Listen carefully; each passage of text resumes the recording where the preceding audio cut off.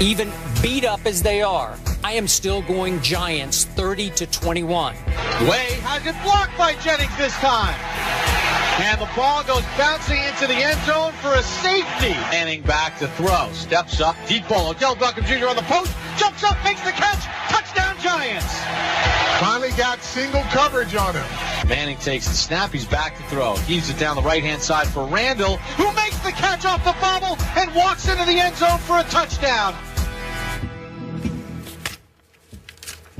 Happy Friday, everybody. This is First Take. Thanks so much for being with us. Skip Bayless and Molly Karam here in good old Bristol, Connecticut. Stephen A. joining us from New York. Good morning, gentlemen. What's going on, y'all? How you doing? Good. You know what? I just figured out why you just had to be in New York City today. Because clearly, the Pope and Obama were attracting way too much of your spotlight in New York, so you had to make your presence felt, just to remind everybody who owns that town, right? I will admit this much, Skip Bayless. I would feel that way about myself, as cocky as it may be, but here's where you are absolutely positively humbled. They don't get stuck in traffic jams. I do. That's correct. So clearly their clout is more significant than mine. Okay. Well said. Give Pope Francis and Barack my respects, please. Thank you. Appreciate that. Absolutely. Coming up, who is the most entertaining player in the NFL? And we'll pick all the big Week 3 matchups. 9 NFL teams trying to avoid going 0-3. The last team to drop 3 and make it to the playoffs, get ready for this, Doug Flutie, a team led by him. So we know history is not on your side. But first, we get into a team that did just that and is now 1-2. The Giants held on in the fourth quarter for the first time this season, defeating Washington 32-21 at MetLife. Eli was efficient and hasn't thrown a pick yet this season. Odell Beckham and Reuben Randall had 7 catches apiece. Now, Kirk Cousins, on the other hand, didn't have his best outing, throwing 2 interceptions with a QBR of 40. Here's his coach. When you go on the road and you play a big division game, a rivalry game like this, turn the ball over 3 times and have a punt blocked, I would say it's going to be very tough to overcome. Kirk was fine. We, like I said, we got to play better around him, and there's no quarterback controversy whatsoever. We got to do some things around him. We can't make this all about the quarterback. We got to create some turnovers on defense. We got to continue to run the ball, and receivers got to make some plays. And Kirk's got to do better. We all got to do better. Stephen A., we need your thoughts on the Redskins. Is Kirk Cousins the answer? Well, he's not the answer. I mean, that doesn't mean that they can't win football games, but I have very little faith in Kirk Cousins for the biggest reason of all. When the lights shine brightest, he wilts beneath it. He shrinks beneath the pressure. And I thought last night was indicative of that. Obviously, getting the punt blocked and ultimately getting a safety based off of that for the Giants definitely helped them. A couple of interceptions by Amukamara, by Unger, certainly didn't help Kirk Cousins at all. The line of scrimmage, Schlereth pointed out yesterday how the Redskins should expect to win at the line of scrimmage, both offensively and defensively, and certainly that did not happen last night.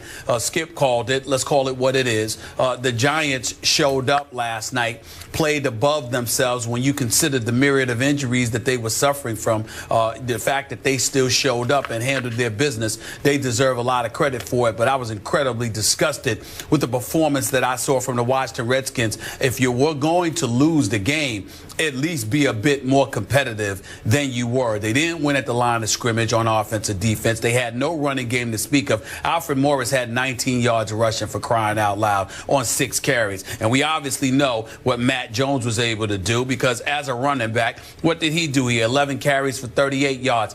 Nothing impressive in their running game whatsoever. So if you can't run the football, you can't win at the line of scrimmage to protect the quarterback, and the quarterback himself shrinks beneath the spotlight, I'd expected 2 of the 3 to work in the Redskins' favor. Obviously, that didn't happen last night, and that has a lot to do with why the Giants won. But give the Giants credit, because what transpired really wasn't a surprise. The fact that Eli stepped up, the fact that Beckham looks like an absolute stud, they made Reuben Randall look like the second coming. He had 106 16 yards receiving.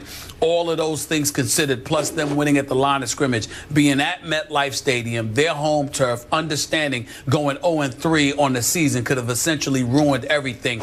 They rose to the challenge like we've seen the Giants do on many occasions in the past. So my hat's off to them. But I was incredibly disappointed with Kirk Cousins. I believe that the Washington Redskins can still win their share of games, but I find it to be something that will occur in spite of Kirk Cousins, not because of him. You know, I got to tell you, you really surprised me yesterday when you picked against the team that you allegedly root for, your hometown New York Football Giants. And I'm just wondering, do you even feel an ounce of shame today that you didn't pick the team that was playing at home? Oh, no. In front of the president. It's not an ounce. In front of the It's not an ounce. I feel significantly ashamed of that, but it's not because I'm from New York and I wasn't a homer. I don't expect the Giants to go 16-0 any season. Every single season, I picked them and the Jets to lose a couple of games. You know, I picked my Steelers to lose a few games as well. Just because I love them don't mean I think they're going to win all the time. But the manner in which they played last night, meaning the Redskins, was incredibly disappointing. I knew that the Giants had injuries. I knew that Victor Cruz wasn't going to be there. I don't believe in the Giants running game, nor do I believe in their offensive line. So the combination of all those things, I was simply expecting, Skip, the Redskins to run the ball about 40 times and run it down the Giants' throat and find a way to win that way with Kirk Cousins being a game manager. I didn't expect no one to show up. But that's what happened with the Redskins last night. Yeah. I'm going to have to reiterate my stance that I dug in with yesterday versus you and Mark Schlereth, as you guys went back and forth on me. Sure. And I'm not saying you were driving the Redskins bandwagon. Maybe Mark was more than you were. But I continued to say you're overrating this Redskins team off its first two games. It did play the Dolphins close. The Dolphins are way overrated to me. Some people even picking them before the year started to win the AFC East. That is mind-blowing to me. And then the next win was overrated by the Redskins at home against the St. Louis Rams, who did not take them seriously enough coming off their huge opening day emotional win at home over their arch rival, the Seattle Seahawks in St. Louis. So they didn't show up in the first half. They fell behind 17-0. They couldn't quite dig out of the hole because they weren't ready for Matt Jones. The Giants were ready for Matt Jones last night. And as you point out, when Matt Jones and Alfred Morris combine for 57 total yards rushing on 17 tries, a little over 3 yards a carry, Kirk Cousins is in big trouble. And when those two combine between the tackles to go 29 yards on 9 tries, Kirk Cousins is even in bigger trouble. And I'm going to say what I said from the start. And again, if you want to disqualify me, because I'm obviously a big RG3 fan and remain so to this moment, Kirk Cousins is not the answer because I said he wasn't from the start. And you're right. And I'm very impressed that you made that point. The bigger the stage, especially if it's a national TV stage, the more likely Kirk Cousins is to throw it to the wrong team. And the more likely Kirk Cousins is to miss that one open receiver on that one play that could have completely changed the momentum in the game. That's what he's been all the way through with this Redskins team. Again, I'm not trying to overly defend Robert, who's been an unmitigated disaster the last 2 years coming off his injury. But Robert Griffin III has shown you as an NFL player his rookie year, he's a big-time performer. The bigger the moment, the brighter the lights, Robert will make those throws. So let's just keep that in some perspective. I don't have anything against Kirk Cousins. I know Mike Shanahan continues publicly to support him and even compare him to a very young John Elway and a very young Steve Young. And I get that because you know and I know, I think we got it from the same source. Mike Shanahan preferred Kirk Cousins over Robert Griffin III, especially when it was going to require the sun and the moon to trade up to get RG3 with the second pick in that draft. Okay, I get that. And I love Mike Shanahan. I respect him. I also think his pride continues to talk for him a little bit when he says that Kirk Cousins is a franchise quarterback. I don't see that. And the other problem I have is with his makeup. He seems like a good young man. I don't know him, but listen, he takes his mistakes so hard. It just crushes him, and he goes and sits and he sulks and he's beating his helmet, and I appreciate that. I get that way about this show. I never like a show that we do. You know that. I'm always upset after the show, but you complain every day. I do, but yes, the show must go on. And if I mess up that topic, I'm going to get you in the next topic.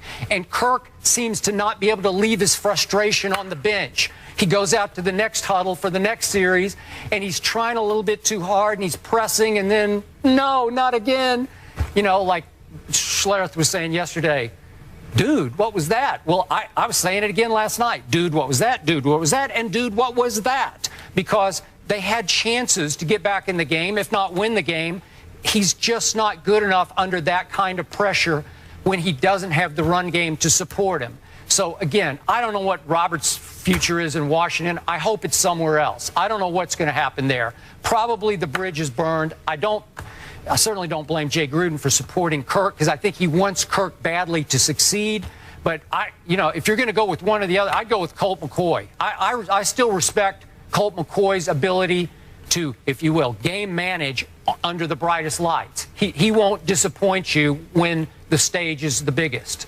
You remember him playing at Dallas last year. Well, I will say this to you. It does explain why RG3 was kept around. I can tell you that much. Because you certainly can't definitively rely upon Kirk Cousins. Let's just call it what it is. He had 30 attempts. 30 of his pass attempts were in the fourth quarter. Yeah. For crying out loud. He threw like 5 for 15 for 53 yards under duress.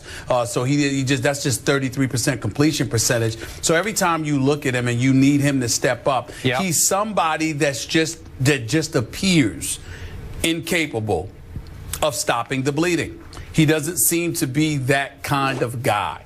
And I think that that's a huge problem in all of this, and that's something that everybody has to monitor moving forward. But I still blame the Redskins from this perspective. They did get beat at both lines of scrimmage. I didn't expect that to happen. Yep. They should have played better. Their run game should have been more effective. And it just seemed from the time that they gave up that safety off the block punt that they were demoralized from that point forward, and they never recovered. And considering the fact that this is an NFC East rivalry, and by the way, Skip, allow me to take a moment to give another network some credit. That whoever that producer was that produced that piece leading into the game last night with Lawrence Taylor and John Riggins, yeah, that was some sensational stuff. That was incredibly touching. Yep. It really was. I loved it, and it made you look that much more forward, yep, to the game. It really and set then the Redskins, stage. I agree. It set the stage, yep, perfectly. And then the Redskins didn't show up. They didn't show up last night. It's just that simple.